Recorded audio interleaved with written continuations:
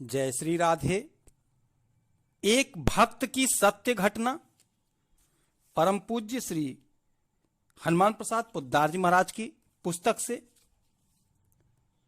आज से 10-12 वर्ष पूर्व की बात है। ठीक ठाक समय तो याद नहीं, परंतु इतना अवश्य याद आ रहा है कि जन्माष्टमी से 1-2 माह पूर्व की यह घटना है। मैं जजी में एक कर्मचारी हूं और उस समय अप्रेंटिस था। एक दूसरे कर्मचारी के त्याग पत्र पर मेरी नियुक्ति जजी के मुहाफिज खाने में हुई थी और मेरा वेतन 18 रुपए से कदाचित 25 रुपए हो गया था। मेरे साथ 4 अन्य कर्मचारी काम करते थे और प्रत्येक के अधिकार में एक एक न्यायालय की निर्णित मिसलें रहा करती थीं। एक दिन एक प्रार्थना पत्र आया जिसके द्वारा एक निर्णय की प्रतिलिपि मांगी गई थी। प्रार्थना पत्र मेरे पास भेजा गया क्योंकि वह मेरे विभाग से संबंधित था। मैंने मिसल देखी परंतु वह मेरे पास ना निकली। इधर उधर ढूंढा, ना मिली। अपने साथियों से पूछताछ की परंतु कहीं पता नहीं चला। ऐसे लगा मानो पैरों तले से जमीन निकल गई। मिसल पुरानी थी अतः रद्दी में भी देखी गई परंतु मिसल ना मिलनी थी सो ना मिली। बात गुपचुप भी रखी जाती तो कितने दिन होते होते बात काफी फैल गई और सबको पता चल गया। प्रार्थी ने एक दूसरे पत्र द्वारा जज साहब से प्रार्थना की कि अमुक मिसल जजी के मुहाफिज खाने से गायब है और ऐसा अनुमान होता है कि अमुक कर्मचारी ने दूसरी ओर से कुछ रकम लेकर मिसल को गायब करा दिया है। अब क्या था? तू चल और मैं चल।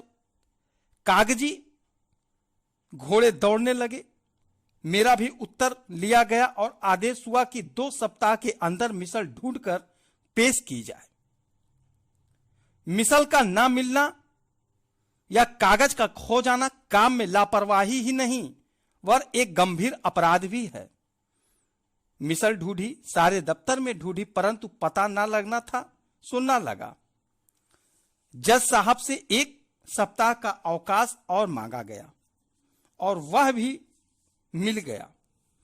उस सप्ताह में केवल 4 दिवस ही काम करना था क्योंकि रविवार और जन्माष्टमी को मिलाकर 3 दिन की छुट्टी पड़ती थी। इन 4 दिनों में अब जमीन और आसमान के कुलाबे मिला देना था। खोज हुई, सामर्थ्य से अधिक हुई। एक एक करते 4 दिन बीत गए परंतु मिसल अंधकार के परत में ही रही। एक मिसल हो तो ढूंढी जाए, हजारों में एक का मिलना असंभव नहीं तो अत्यंत कठिन अवश्य है। मुसीबत में कोई किसी का साथ नहीं देता। कम से कम यह कहावत मेरे साथ झूठी निकली। सबने तन मन से मेरा सहयोग दिया था, सफलता नहीं मिली। रोम के जलते समय नीरो बसरी बजा रहा था। रोम के जलते समय नीरो बसरी बजा रहा था। जहां मुझे मेरे साथी इतना सहयोग दे रहे थे वहां कुछ लोग मुझ पर भांति भांति के लाछन भी लगा रहे थे। कोई कहता देखने में तो सीधा है परंतु अंदर से पूरा घाघ है। कोई कहता रुपए लेकर किसी की नियत नहीं, सबका मन डोल जाता है। मुझे इन सब बातों को सुनकर बड़ी पीड़ा होती। मिसल ना मिलती तो नौकरी से निकाल ही नहीं दिया जाता। लाछन के ये काले धब्बे मेरी जिंदगी को सदैव के लिए बर्बाद कर देते। 4 दिन बीत गए। जन्माष्टमी की छुट्टी पड़ी परंतु हृदय में कोई उत्साह न था। भगवान का जन्म मनाया गया, प्रसाद भी बटा परंतु मेरा मन तो और ही कहीं था। मन में रह रह कर मैं गिड़गिड़ाता, भगवान मुझे किस अपराध का यह दंड मिल रहा है?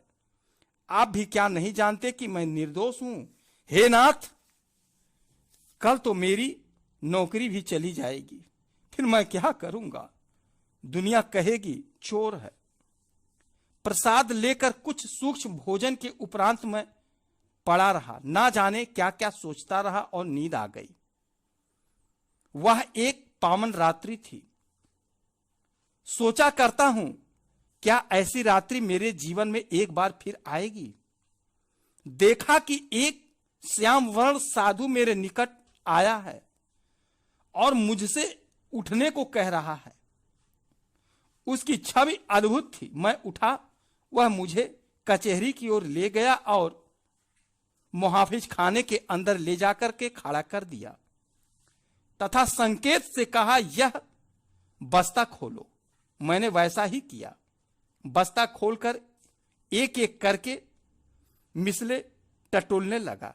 जितनी देर मिसल के मिलने में हो रही थी, उतनी ही मेरी विकलता बढ़ती जा रही थी।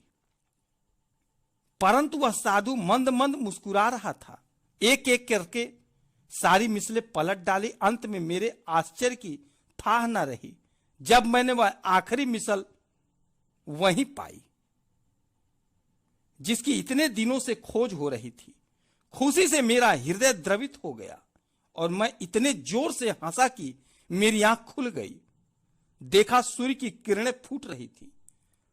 पत्नी मेरी हंसी पर चकित थी और मैं भी कुछ हक्का बक्का सा लग रहा था। स्वप्न पर विश्वास भी कर रहा था और नहीं भी। ईश्वर और तर्क में होड़ थी, परंतु हां, मुझे अपने हृदय में एक अद्भुत शांति का अनुभव हो रहा था। अब चैन किसे था? सोचता था जल्दी से 10 बजे और मैं कचहरी पहुंचूं। 10 बजे और मैं कचहरी भागा। एक एक मिनट घंटे से अधिक प्रतीत हो रहा था। जैसे तैसे कचहरी पहुंचा और वही बस्ता देखा। मेरे आश्चर्य की थाह न रही जब मैंने देखा कि मिसाल ठीक उसी स्थान पर रखी थी जहां मैंने पिछली रात स्वप्न में उसे देखा था। मेरी आंखों में अश्रु थे, हर्ष के, और अब भी मैं हक्का बक्का था। अब भी मैं हक्का बक्का था। जय श्री राधे, जय जय श्री राधे।